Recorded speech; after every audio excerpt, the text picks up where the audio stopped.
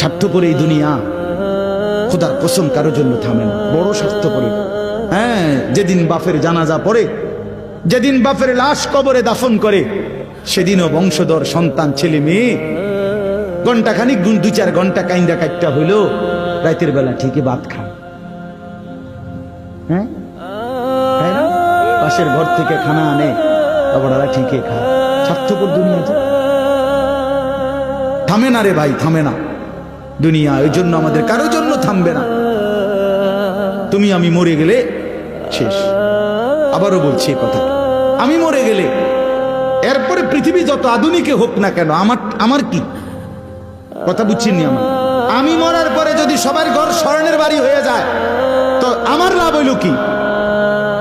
আমার মৃত্যুর পরে যদি সব মানুষ আধুনিক হইয়া সাঁদের দেশেও জায়গা, আমার ফায়দা কি? আমি তো না, আমি তো মরে গেলাম। যে কবরে চলে গেল সে কি আর ফিরে আসবে? আল্লাহ আমাদেরকে বুঝ দান করেন।